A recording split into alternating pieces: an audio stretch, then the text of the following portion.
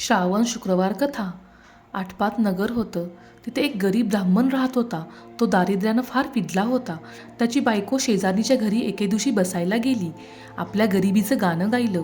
शेजारीनं तिला शुक्रवाराचं व्रत सांगितलं. ती म्हणाली, बाई, हे शुक्रवाराचं व्रत कर.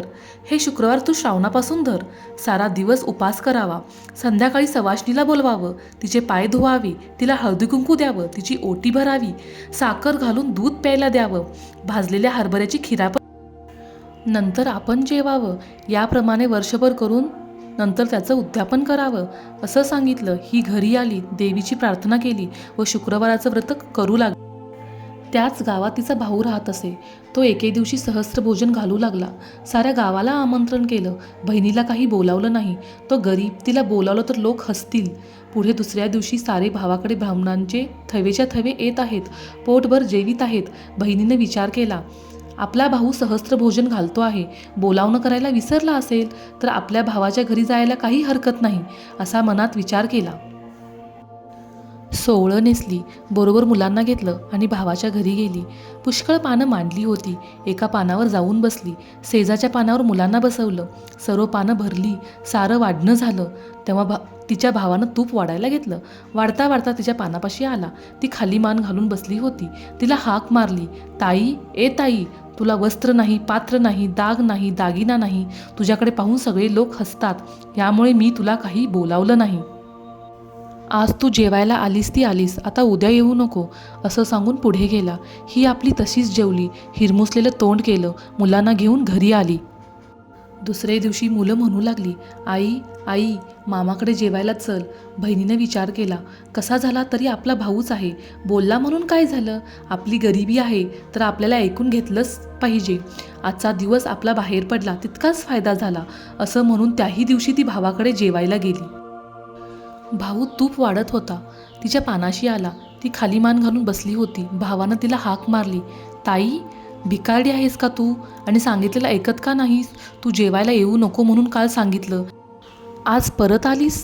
पोरं घेऊन आलीस? आज आलीस तर आलीस, उद्या आलीस तर हात धरून घालवून देईन. तिनं ते मुकाट्यानं ऐकून घेतलं. जेवून उठून चालती झाली. पुन्हा तिसरे दिवशी जेवायला गेली. भावानं पाहिलं, हात धरून घालवून दिली. फार दुःखी झाली. देवाची प्रार्थना केली. सारा दिवस उपवास घडला. देवीला तिची दया आली. दिवसानुदिवस सुखाचे दिवस दाखवू लागली. असं करता करता वर्ष झालं. बाईचं दारिद्र्य गेलं. पुढे एके दिवशी ती शुक्रवारचं उद्यापन करू लागली. भावाला जेवायला बोलावलं. भाऊ मनात ओशाळला. बहिणीला म्हणू लागला, ताई, तू उद्या आली नाहीस तर मी तुझ्या घरी येणार नाही. बहिणीनं बरं म्हटलं.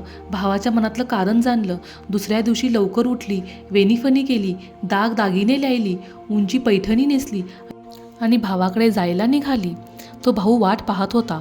ताई आली तशी तिचा हात धरला, पाटावर बसवलं, पाय धुवायला ऊन पाणी दिलं, पाय पुसायला फडकं दिलं. इतक्यात जेवायची पानं वाढली.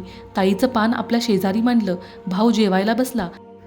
ताईनं आपली शाल जोडी काढून बसल्या पाठी ठेवली. भाऊ पाहू लागला. मनात कल्पना केली, शाल जोडीनं उकडत असेल म्हणून काढीत असेल. नंतर ताई आपले दागदागिने काढू लागली. बसल्या पाठी ठेवू लागली. भावाने विचार केला, जड झाले म्हणून काढत असेल. नंतर ताईनं भात कालवला.